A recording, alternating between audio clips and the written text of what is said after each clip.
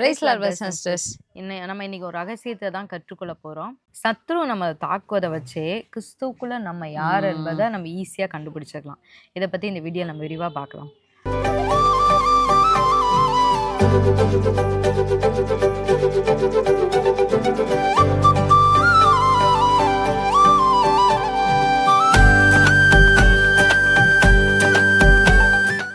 முதலாவது பார்த்தீங்கன்னா, அநேகர் பிசாசு தன்னை தாக்கும்போது நிறைய பேர் நினைப்பாங்க, ஏன் எனக்கு மட்டும் ஆண்டவர் இதை அனுமதிக்கிறாரு? ஒருவேளை என் குடும்பத்தில் நான் மட்டும் தான் ஒரு சாபமான ஆளா? அதனால தான் பிசாசுடைய போராட்டங்கள் அதிகமாக வருதா? அந்த மாதிரிலாம் நிறைய பேர் நினைப்பாங்க. ஆனால் உண்மையை சொல்லப்போனால் சத்ரு அவ்வளோ சீக்கிரம் டைம் வேஸ்ட் பண்ண மாட்டான். ரொம்ப பிளான் பண்ணி பண்ணுற ஒரு ஆள். ஸோ உங்ககிட்ட ஒரு வேல்யூவாக ஏதாவது இருந்தால் மட்டும்தான் உங்களை ரொம்ப அட்டாக்கே பண்ணுவான்.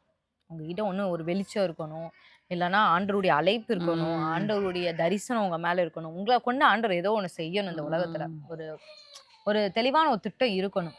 அந்த திட்டத்துக்கு நீங்களும் நாளைக்கு வந்துருவீங்க. மேபி இப்ப வேணா நீங்க சாதாரணமான ஒரு ஆளா இருக்கலாம். ஆனா பிற்காலத்துல நீங்க அந்த திட்டத்துக்குள்ள வந்துருவீங்க. அந்த வேல்யூ சத்ரு பார்த்துதான் உங்களை ரொம்ப டார்ச்சர் பண்ணுவான். அப்ப நம்ம ஃபர்ஸ்ட் நம்ம புரிஞ்சுக்கணும், இவன் தொடர்ச்சியா ஒருத்தன் நம்மள அட்டாக் பண்ணிக்கிட்டே இருக்கானே, அப்ப ஆண்டவர் சம்திங் நமக்குள்ள ஏதோ ஒண்ணு வச்சிருக்கிறாரு.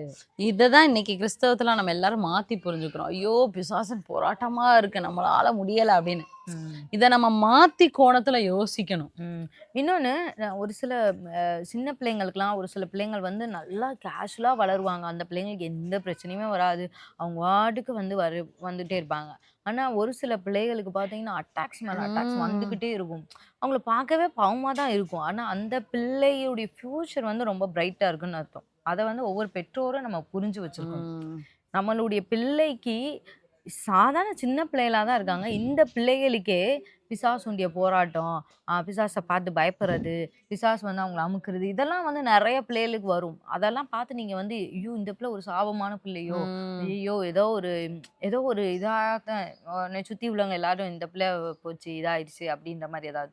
அதே மாதிரி நல்லா படிச்சுட்டு இருக்க பிள்ளைகளுக்கு திடீர்னு அந்த பிள்ளைங்க அப்நார்மலா பிஹேவ் பண்ணாலும் அதுதான். அந்த பிள்ளை நல்லா படிச்சுட்டு இருக்கு. நிறைய பேர் சொல்லுவாங்க, நல்லா படிச்சுட்டு இருந்த ஒரு பிள்ளை திடீர்னு இவன் இவ்வளோ அப்நார்மல் ஆயிட்டான், இப்போ ரொம்ப இதா இருக்கான், சேர்க்க சரியில்லை, அது சரியில்லை, இது சரியில்லை. எல்லாம் ஒரு பக்கம் இருந்தாலும் இன்னொரு பக்கம் நீங்க நல்லா புரிஞ்சுக்கணும், அவனுடைய பிரைட் ஃபியூச்சரை பார்த்து பிசாசு வைக்கிற அட்டாக் அது. அதை நம்ம நல்லா புரிஞ்சுக்கணும். அவனுக்குள்ள ஏதோ ஒரு வேல்யூ இருக்கிறத பார்த்து தான் சத்ரு அவனை சூஸ் பண்ணி அவனை ரொம்ப அழிக்க முற்படுறதுக்காக பெரிய காரணமே அதுதான். ரெண்டாவது பார்த்தோம் அப்படின்னா, நிறைய நேரம் பிசாசுக்கு நம்மளுடைய ஐடென்டிட்டி, நம்மளுடைய பர்பஸ், நம்ம எதற்காக அழைக்கப்பட்டோம் அப்படிங்கிறது அவனுக்கு நல்லாவே தெரியும். நம்ம மேலே இருக்கதான அந்த லைட்டு, நம்ம முன்னாடி பார்த்தோம்னா நம்ம மேலே இருக்க அந்த லைட்டு, ஸ்டாரு, இது எல்லாத்தையும் அவன் அனலைஸ் பண்ணிப்பான். ஏன் இந்த இதில் நம்ம பல பேருக்கு விடுதலை கொடுக்கணும்னாலும் அதை கூட அவனால் ஐடென்டிஃபை பண்ணிடுவான். இப்போ மோசையெல்லாம் எடுத்துக்கிட்டோம் அப்படின்னா, அவர் 400 வருஷமா அடிமையாக இருந்த ஜனங்களை அவர் விடுதலை பண்ணுறதுக்காக அழைக்கப்பட்ட ஒரு நபர்னே தெரிஞ்சே, அப்பவே பாருங்களேன், பார்வோன் பிறக்கிறதான எல்லா ஆண் பிள்ளைகளையும், இஸ்ரவேலினுடைய ஆண் பிள்ளைகளையும் கொலை பண்ணணும். இந்த ரீசன் இல்ல, வேற ஒரு ரீசன் வச்சு அவன் டார்கெட் பண்ணல. ஆனா அவனுக்கு அந்த ஏதோ தெரிஞ்சிருச்சு, இந்த சீசன் யாரோ ஒருத்தவங்க பிறக்க போறாது, ஏதோ ஒரு பிள்ளை. ஆனா எந்த பிள்ளைன்னு அவனுக்கு கரெக்டா கணிக்க தெரியல. அதனாலதான் இருக்கிற எல்லா ஆண் பிள்ளையும் வெட்டி கொன்றுங்கன்னு சொன்னது அவன். ஆமா, கேட்டா அவங்க இவங்க ரொம்ப பலசாலியா இருக்காங்க, இவன் நமக்கு இதாயிரும், அவனுக்கு பெருக்கங்கள் ஆண்கள் பெருகுறாங்க அப்படின்னு அவன் நினைச்சானே தவிர, ஆனா சத்ருவுடைய மெயின் டார்கெட் என்னன்னா, மொத்தத்துல இந்த சீசன்ல யாரோ ஒரு விசேஷமான ஒரு குழந்தை பிறக்க போகுது. ஸ்பெசிஃபிக்கா சத்ருவுக்கு இந்த பேரு, இவன் இப்படிதான் போவான் அப்படிங்கறதெல்லாம் தெரியாது. ஆனா அவனால கணிக்க முடியும், மேலோட்டமெல்லாம் அவனால கணிக்க முடியும். அவனால கணிக்க முடிஞ்சு நம்ம மேல இருக்க அந்த லைட்டு இது எல்லாத்தையும் பார்க்க அவனால கணிக்க முடியும். அதனாலதான் அந்த ஆண் பிள்ளைகளை அன்னைக்கு மோசை டைம்ல இருந்த ஆண் பிள்ளைகளை கொலை பண்ணணும்னு சொல்லி அதுல ரொம்ப தப்பிச்ச ஒரே ஒரு நபர் மோசைன்னு தான் நினைக்கிறேன். அந்த இதுல அந்த சீசன்ல அது எப்படி சொல்ல, பிசாசு அப்படி நினைச்சத ஆண்டவர் இப்படி இஸ்ரவேல்கிட்ட இருந்தாலும் இவன் மாட்டிப்பான்ட்டு அவனுடைய அரண்மனையிலேயே உட்கார வச்சு வளர வச்சு அவங்கள வச்சே இஸ்ரவேல் ஜனங்களுக்கு ஒரு மீட்பு கொடுத்ததுலாம் அது அவருடைய ஞானம் தான். ஆனா அது சாதாரண விஷயம் இல்லை, அதுலயும் எவ்வளவோ கஷ்டப்பட தான் செஞ்சார் அந்த தரிசனம் நிறைவேறக்கா. ஸோ பிசாசுக்கு தெரியும், அவனுக்கு அவனால புரிஞ்சுக்க முடியும், ஓகே சம்திங் ஏதோ அவனுடைய ராஜ்யத்துல அசைவு ஏற்படுற மாதிரி இங்க யாரோ வரப்போறாங்கிறத அவனால கணிக்க முடியும். ஆனா நமக்குமே நம்மளுடைய வாழ்க்கையிலயுமே வந்து நம்ம பிசாசு நம்ம மேல எவ்வளவு வெளிச்சம் இருக்கு அப்படிங்கிறத அவனால கணிக்க முடியும். ஆனா எக்ஸாக்ட் வே அது வந்து ஆண்டவருக்கு மட்டும் தான் தெரியும். நம்ம எப்படி எக்ஸாக்ட் வே வந்து பார்த்து வந்து ஆண்டவருக்கு மட்டும் தான் தெரியும். ஆனா அவனால பார்க்க முடியும். அதனால தான் பிசாசுடைய அட்டாக் வந்து நெறைய நேரம் வருது. நம்ம யாத்திராமத்துல அது வந்து எப்படி விடுதலை ஆனார்கள்ன்னு நம்ம அத பார்க்கலாம். யாத்திராமம் 12ஆம் அதிகாரம் 40, 41ஆம் வசனம். இஸ்ரவேல் புத்திரர் எகிப்திலே குடியிருந்த காலம் 430 வருஷம். 430 வருஷம் முடிந்த அன்றைய தினமே கர்த்தருடைய சேனைகள் எல்லாம் எகிப்து தேசத்திலிருந்து புறப்பட்டது. இந்த வாக்குத்தத்தம் தான் ஆண்டவர் முன்னாடியே ஆபிரகாம் குடுத்தாரு. உன் ஜெனரேஷன்ல வந்து நான் ஒரு 400 வருஷம் பிள்ளைங்க உன்னுடைய ஜனங்கள் வந்து அடிமையா இருப்பாங்கப்பா அப்படின்னு சொல்லிட்டு 400 வருஷம் அடிமையா இருப்பாங்கன்னு சொல்றோம். அந்த அந்த 400 வருஷம் முடிஞ்ச உடனே அந்த பீரியட் ஆஃப் டைம்ல தான் வந்து மோசே பிறக்குறாரு. அந்த அந்த அந்த இதுல கொஞ்சம் வருஷத்துக்கு முன்னாடி தான் மோசே பிறந்து அவருடைய ஆண்டவர் அவ்வளவா அழகா கொண்டு வந்து வெளிய வெளிய கொண்டு வரார். இந்த காலகட்டத்துல மோசேக்கு எவ்வளவோ பிரச்சனைகள் நடந்து பிசாசினுடைய இதுல வந்து அவர் வந்து அங்க எகிப்தியரை வந்து கொன்று போட்டு அவர் இங்க அரண்மனையில இருந்து வெளிய போய் ஆண்டவர் அதுக்கப்புறம் மோசேய போல எங்க ஒரு சாந்தமுள்ள ஒரு மனிதனா ஆண்டவர் 40 வருஷம் ஆண்டவர் வனாந்தரத்துல மோசேய மாத்தி அதுக்கப்புறம் திருப்பி இதே எகிப்துல கொண்டு வந்து விடுதலையாக்கி இந்த மாதிரி தான் ஆண்டவர் வந்து பண்ணார். ஸோ ஒருவேளை உங்களுக்கு வந்து பிசாசனுடைய போராட்டங்கள் நிறையா இருக்கு அப்படின்னு நீங்க சோர்ந்து போகாதீங்க. ஒரு பர்பஸ்க்காக ஆண்டவர் உங்களுடைய ஜெனரேஷனுக்கே ஒரு விடுதலை கொடுக்கக்கூடிய ஒரு பர்பஸ்க்காக கூட ஆண்டவர் வந்து உங்களை அழைச்சிருக்கலாம். அடுத்து 3வதா பார்த்தீங்க அப்படின்னா, சத்ரு நம்மட்ட போராடுறத வச்சே நம்ம வந்து ஆண்டவருக்குள்ள கிறிஸ்துக்குள்ள நம்ம யாருன்னு வந்து ஈஸியா கண்டுபிடிச்சிடலாம். அதுக்கு 3வது என்ன அப்படின்னு பார்த்தீங்கன்னா, ஆ ஏரோது வந்து ஆண்டவர் வந்து பிறக்குறாரு. ஏசப்பா பிறக்குறாரு. பிறக்கும்போது அந்த சாஸ்திரிகள் வந்து சொல்றாங்க, அவங்களும் வந்து இந்த வார்த்தைய விட்டுட்டாங்க.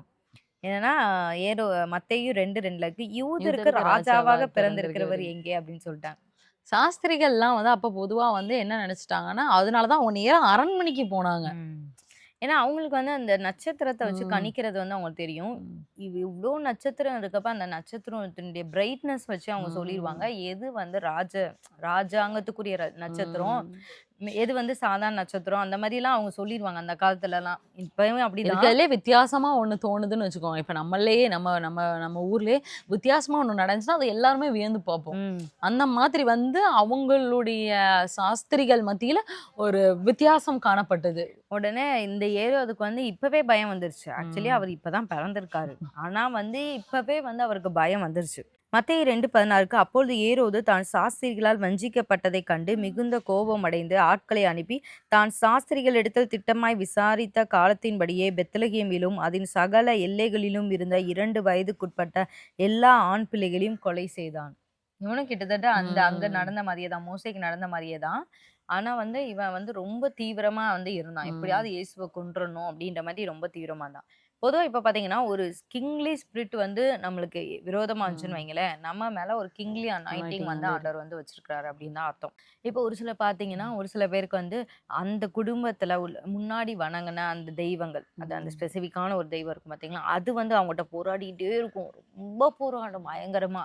அது ஏன் அப்டின்னா, உங்க குடும்பத்துல உள்ள ஸ்பிரிட் தான் உங்களோட போராடுதுன்னா, உங்க குடும்பத்த ரட்சிக்க தேவன் உங்கள பயன்படுத்த ம். போறான்னு அர்த்தம். உங்க மொத்த மொத்த இதையும் அந்த பிளட் ரிலேஷன்ஸ் எல்லாரையுமே ஆண்டவர் ரட்சிக்க அதனால தான் ஏன்னா அது ஒரு உங்கள்ட்ட ரொம்ப ஜெனரேஷன மாத்தி விட்டுட்டோம்னா, அடுத்த தலைமுறை தலைமுறை அது ஆண்டவருடைய சந்ததின்னு எண்ணப்படும். ம். ஸோ அப்படிங்கும்போது நம்ம அந்த அந்த போராடுற நம்ம ஒரு கொஞ்சம் நம்ம வந்து அவனுடைய போராட்டத்த பெருசா நினைக்காம, ஓகே இதுலயும் நான் ஜெயிக்கணுங்கிற ஒரு இதோட பண்ணா தான் அது மாற முடியும். அந்த ஒரு ஆள் வந்து ஸ்ட்ராங் ஆயிட்டாங்க இல்லையா, ம். அதுக்கடுத்து குடும்பத்துல இன்னொருத்தவங்க ரட்சிக்கப்படுறப்ப ரொம்ப எதிர்ப்பு வராது. அன்னைக்கு கூட ஒரு சகோதரி கூட சொன்னாங்க. எனக்கு வந்து என் குடும்பத்துல வந்து அ நான் மட்டும் தான் கிறிஸ்தவங்களா ரட்சிக்கப்பட்டிருந்தாலும், எனக்கு எங்க அத்தை முன்னாடியே ரட்சிக்கப்பட்டுருக்காங்க எங்க குடும்பம். பாரம்பரிய நாங்க மதத்துலேருந்து வந்தாலுமே, அ நான் வந்து கொஞ்சம் ஈஸியானது காரணம், எங்க அத்தை வந்து எனக்கு முன்னாடி ம். ஸ்ட்ராங் ஆனனால, நான் எங்க அப்பாட்ட பேசும்போது, நம்ம அத்தையும் இந்த மாரி தானே அப்படின்னு ம். சொல்லும்போது, எனக்கு இவங்களுக்கு ஈஸியா ஈஸியா ஆகுது. இருந்துச்சு. ஸோ இதுக்கு அடுத்து வர்ற எல்லாருக்குமே இப்ப அவங்களுக்கு இவங்க ஈஸியா 2 ஆகுது. பேத்த வச்சு அடுத்த ஆளு. அப்படிங்கும்போது ஆனா ஏன் இவங்க இவங்க கண்டிப்பா ஸ்ட்ரகிளா இருப்பாங்க. ம். இவங்கள விட அந்த அவங்க அத்தைன்னு சொல்றவங்க ரொம்ப ரொம்ப ஸ்ட்ரகிள் ஸ்ட்ரகிள் ஆயிருப்பாங்க. ஆயிருப்பாங்க. ஏன்னா ஃபேமிலில ஃபர்ஸ்ட் நபர் வந்து வெளிய வர்றதுங்கிறது வந்து ரொம்ப ஸ்ட்ரகிள் ஆயிருப்பாங்க.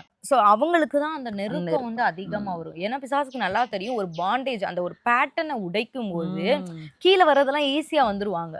ரொம்ப ஈஸியா வந்துருவாங்க. அவங்களுக்கு அதுக்கப்புறம் அந்த குடும்பத்தினரே அக்செப்ட் பண்ணிக்குவாங்க. ம். சரி ஓகே. ஃபர்ஸ்ட்டு வரவங்களுக்கு ரொம்ப பிரச்சனையா இருக்கும். 2வது ஃபர்ஸ்ட்டு வராட்டினாலும், அந்த குடும்பத்தில ரொம்ப ஸ்ட்ராங் ஆகுறவங்களுக்கு, ம். ஸ்பிரிச்சுவலா ரொம்ப வளரணும்னு நெனைக்கிறவங்களுக்கு, அந்த சத்துரு வந்து ரொம்ப போராட்டம் குடுக்கும். இப்ப அதெல்லாம் என் குடும்பத்துல நான் வழிபாட்ட விக்கிறவங்கலாம் எனக்கு இது பண்ணல. ஆனா நான் எங்க போனாலும் எனக்கு எல்லை பிசாசு தான் எனக்கு போராடுது அப்படின்னா, "நீ இந்த எல்லையிலேயே இருக்கக்கூடாது." அப்படின்ன மாரி ஆச்சா புச்சான்னு அந்த சத்துரு வந்து விரட்டுன்னு வைங்களேன், ம். ஆண்டவர் உங்களுக்கு அநேக எல்லைகளை இல்ல. தரப்போறார்ன்னு அர்த்தம். ஆமென். ஆண்டவர் சொன்னாரு, "நீ கால் மிதிக்கும் இடம்லாம் நான் உனக்கு டேஸெல்லாம் தருவேன்னு" தர்றேன். சொன்னாரு. இன்னைக்கு நம்ம வந்து பத்திரம் போட்டு லேண்ட் ம். வாங்காட்டினாலும், ஸ்பிரிச்சுவலா ஆக்சுவலி அந்த லேண்ட் அந்த இடம் வந்து உங்களுக்கு வந்து ஆண்டவர் சொந்தமா ம். தரப்போறாரு. அதுதான் உங்க இப்ப இந்த அதுல உங்க இருக்க கிராமத்துல ஆத்துமாக்கள், அதுல இருக்க ம். விசுவாசிகள் எல்லாமே ஆண்டவர் பிள்ளைகளாய், நமக்குன்னா என்ன? நம்ம ஆண்டவருடைய ராஜ்யத்துக்கு கற்றவர்களாய் மாத்துறதுக்கு அது ஆமா. பிரயோஜனமா இருக்கும். இப்ப நீங்க ஒரு இது கிராமத்திலயோ, ஏதோ ஒரு இடத்துல நீங்க இருக்கிறீங்க.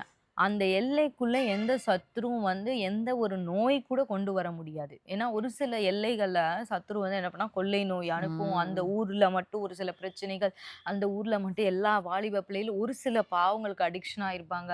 இல்ல ஒரு குறிப்பிட்ட ஏஜ் வந்ததுமே அவங்க பாட்டுக்கு வந்து இஷ்டத்துக்கு ம். திரிவாங்க. விபச்சாரம் பண்ண, வேசித்தனம் பண்ண அப்படி இப்படின்னு திரிஞ்சுட்டு இருப்பாங்க. இல்ல ரவுடிசம் பண்ண அந்த மாரி திரிஞ்சுட்டு இருப்பாங்க. ஆனா, இவங்க அந்த எல்லைக்குள்ள வந்ததுக்கப்புறம் அந்த ஸ்பிரிட்னால முன்னாடி மாரி ஒர்க் பண்ண முடியாம ஆயிரும். ம். அப்பன்னா என்ன அர்த்தம்னா, அந்த எல்லை பிசாசு வந்து இவங்கள டார்கெட் வச்சு போராடிக்கிட்டே இருக்கும். ம். இவ இருக்கனால தான வந்து என்னால இந்த இடத்துல இவள இந்த வெளிய பாவத்த இது அனுப்பிறலாம். பண்ண முடியல. ம். அப்ப இவங்க சோர்ந்து போயிருவாங்க. என்னப்பா நான் எந்த ஜெபிச்சு, எல்லைக்கு ஜெபிச்சு. போனாலும் என்னால இதாகுனா, ஆக்சுவலி அப்படி கிடையாது. நீங்க இருக்கிறது அது டிஸ்டர்பன்ஸா இருக்கனால தான், அதனுடைய பிளான் ஒர்க் ஆகாதனால தான் அது உங்களோட போராடுது. 2வது ஆண்டவர் வந்து எல்லை பிசாசு தான் உங்களோட போராடுது அப்படின்னா, உங்களுக்கு அந்த எல்லையில மேல ஒரு அதிகாரத்த அதிகாரத்த குடுத்துருக்காரு. குடுத்துருக்கா. அது உங்களுக்கே தெரியல. ஆனா அந்த சத்துருவுக்கு தெரிஞ்சிருக்கு. அதனால தான் ஸோ வந்து இன்னைக்கு இப்ப நெறைய போராடுது. நேரம் வந்து நம்ம உட்காந்துட்டு ஆண்டவரே, ஆண்டவரே, ஆண்டவர்ட்ட கேட்கறத விட்டுட்டு, ஒரு நிமிஷம் திரும்பி சத்துருவ பார்த்து பேசணும். ஒரு சில நேரம் அதிகாரத்த ஆண்டவர் நமக்கு குடுத்துருக்காரு அப்படின்னா, அந்த அதிகாரத்த எடுத்து இயேசு எப்படி ஜெயிச்சாரோ, அது மாரி ஜெயிக்கணும். இந்நேரமும் உட்காந்து திருப்பி திருப்பி ஆண்டவர்ட்ட போய் உட்காந்து அழுகுறது வேஸ்ட்டு. ஸோ ஆண்டவரே நமக்கு அதிகாரம் குடுத்துருக்காரு. சத்துருவே உங்கள வேல்யூவா ம். பார்க்கும்போது, உங்கள ஒரு ரெஸ்பெக்டட் பெர்சனா, ஒரு மரியாதைக்குரிய நபரா அவனே பார்க்கும்போது, நீங்க நம்ம அந்த எதுக்கு அதிகாரத்த அவன பார்த்து நம்ம வந்து பயப்படணும். பயப்படணும்? இல்ல நம்ம ஏன் சோர்ந்து போணும்? அவன் அட்டாக் பண்ண தான் செய்வான். இப்ப எந்த ஒரு கண்டிப்பா. திருடனுமே ஒருத்தன் கொலை பண்றான்னு வைங்களேன், அவன் வந்து ஒரு சில பேர் தான் தானா வந்து சரண்டர் ஆவாங்க. ம். மேக்ஸிமம் போலீஸ் வந்து தொரத்தி போவாங்க. அதுவும் திடீர்னு அவெங்க வந்து கல்ல விட்டு எறிவான், இல்ல ம். அவனும் துப்பாக்கில சுடுவான். நெறைய விஷயம் ம். நடக்கும். அவன நம்ம அரெஸ்ட் பண்றதுக்குள்ளேயே ஆமா. போலீஸுமே ரொம்ப படாத ஜாக்கிரதையா பாடுபடுவாங்க. தான் பண்ணணும். ம். அதான் ஜாக்கிரதையா பண்ணுவாங்க. மப்டிலலாம் போய் மப்டிலலாம் போய் தேடுவாங்க. இது பண்ணுவாங்க. நெறைய வேவ் பார்த்து அந்த மாரிலாம் ம். பண்ணுவாங்க. இல்லன்னா இவன கண்டுபிடிச்சு தரவங்களுக்கு நாங்க இவ்ளோ அமௌண்ட் தரோம் ம். அப்படிலாம் சொல்லுவாங்க. ஸோ ரொம்ப சிரமப்பட்டு தான் பிடிப்பாங்க. அப்ப சத்ரு வந்து நம்மளுக்கு ஒரு அத்தாரிட்டி இருக்குன்றக்கா, அவன் சீக்கிரம் வந்து சரண்டர் ஆவான்லாம் சொல்ல முடியாது. அவன் நம்மட்ட ஃபைட் பண்ணிட்டு தான் சரண்டர் ஆவான். அதுவரைக்கும் நம்ம வந்து பொறுத்து இருக்கணும். ம். இப்ப வந்து ஒரு வறுமை நாவி உங்களோட போராடுதுன்னு வைங்களேன், நல்லா புரிஞ்சுக்கோங்க. ஒரு வறுமை நாவி, கடனி நாவி அவி போராடுதுன்னு வைங்களேன், நீங்க ஆண்டவருக்காக பணம் ஆண்டவருடைய ராஜ்யத்த கட்ட நீங்க பணத்த இறைக்க போறீங்கன்னு ம். அர்த்தம். அதுதான் உங்ககிட்ட பணம் கொஞ்சம் கூட நிக்காத அளவுக்கு அந்த ஸ்பிரிட் வந்து உங்கள ரொம்ப தடுத்துக்கிட்டே இருக்கும். ஏன்னா நீங்க எழும்பிட்டீங்கன்னா, நீங்க அவர் ராஜ்யத்துக்காக நீங்க நெறைய செய்ய ஆரம்பிச்சுருவீங்க. ம். அவருடைய சபைகள கட்டவோ, இல்ல ஆண்டவருடைய பிள்ளைகள கீழருந்து தூக்கி தூக்கி விடவோ, விடவோ. அநேக பிள்ளைகள படிக்க வைக்கவோ, அநேக பிள்ளைகள காலேஜ் அனுப்பவோ, ஏதோ ஒண்ணு. அநேக பிள்ளைகளுக்கு அந்த ஃபர்ஸ்ட் இன்வெஸ்ட்மென்ட் நீ பிசினஸ் ஸ்டார்ட் பண்ணுப்பா, நான் உனக்கு இன்வெஸ்ட்மென்ட் தரேன் அப்படின்னு சொல்லி இது பண்ணவோ, இல்ல திருமணம் ஆகாம அநேகர் வந்து இருப்பாங்க. பணம் பொருளாதார பிரச்சனையினால அவங்களுக்கு ஒரு திருமணத்த நடத்தவோ, இந்த மாரி செய்ய உள்ளம் உங்களுக்கு இருக்கு. அந்த ஹார்ட் இருக்கு. அந்த பணம் இல்ல. எதுக்காக அந்த ஆவி போராடுதுன்னா, நீங்க ஒரு காலத்துல எழும்பிருவீங்கன்னு அதுக்கு நல்லா தெரியும். அதனால தான் அது வந்து கன்டினியூஸா உங்கட்ட போராடிக்கிட்டு இருக்கு. இது ம். தெரியாம வந்து நம்ம மக்கள் வந்து ரொம்ப இது பண்ணுவாங்க. ஆண்டவரே என்னைய கடனின் ஆவிட்ட ஒப்பு குடுத்துட்டாரு. எனக்கு ம். ரொம்ப கடன் ஆவி ரொம்ப தொல்ல பண்ணுது அப்படின்னு. சத்ருவுக்கு உங்க மேல உள்ள வேல்யூ தெரிஞ்சனால தான் அவன் திருப்பி பண விஷயத்திலேயே உங்கள அட்டாக் பண்றது. மித்த நெறைய விஷயம் கூட உங்கள அட்டாக் பண்ண மாட்டான். குடும்ப சமாதானம் கூட நல்லா இருக்கும். உங்க ம். குடும்பத்துல எல்லாம் உழைக்கிறவங்களா கூட இருப்பாங்க. ஏன்னா ஒரு சில பேர் குடும்பத்துல உழைக்கவே மாட்டாங்க. ஆனா உங்க குடும்பத்துல எல்லாம் உழைக்கவும் செய்வாங்க. ஆனாலும் உங்களுக்கு அந்த வறுமை வர காரணம் வந்து நீங்க நல்லா புரிஞ்சுக்கணும். ம். கடைசியா பார்த்தோம் அப்புட்ன்னா, இது ரொம்ப ஒரு இன்ட்ரஸ்டிங்கான விஷயம். பொதுவா உலகத்திலேயே பாருங்களேன், திருடர்கள் எங்க அங்க அதிகமா பொக்கிஷங்கள் எங்க நெறைய இருக்கோ, அங்க தான் போய் திருடுவாங்க. ம். இப்போ ஒண்ணுமே இல்லாத இடத்துல திருடர்களுக்கு வேலையே கிடையாது. ம். ஸோ எந்த இடத்துல அதிகமான வேல்யூவான பொருட்களோ, எந்த இடத்துல அதிகமான விலை மதிப்புள்ளதான நெறைய விஷயங்கள் இருக்கோ, அங்க தான் திருடர்களுக்கு வேலையே. ம். நீங்க அப்ப நெனச்சுக்கோங்க, பிசாசு உங்ககிட்ட கன்டினியூஸா, கான்ஸ்டன்ட்டா உங்ககிட்ட அட்டாக் பண்ணிட்டே இருக்கான்னா, உங்களுடைய பர்ப்பஸ் வந்து ரொம்ப ஹை. உங்களுக்கு லைட் உங்க உங்க மேல இருக்கதான வெளிச்சம் அதிகம். நீங்க ஆண்டவர் ராஜ்யத்துக்காக எதையோ பயங்கரமா சாதிக்க போறீங்க. ம். அப்படிங்கிறத நீங்க நல்லா தெரிஞ்சுட்டு, நீங்க அத ஒரி பண்ணிக்காம இருக்கிறது ரொம்ப நல்லது. அவன பார்த்து நீங்க சரி ஏப்பா அவன பார்த்து நீங்க சொல்லலாம். நீ திருட்டு நீ அவன் ரொம்ப ஸ்ட்ராட்டஜிக்கா ப்ளே பண்ணுவான் அவன். திருடங்க வந்து சும்மா வந்து, "ஏய் நான் திருட போறேன்" அப்படின்னு உள்ள வரமாட்டாங்க. அதான் ஆமா.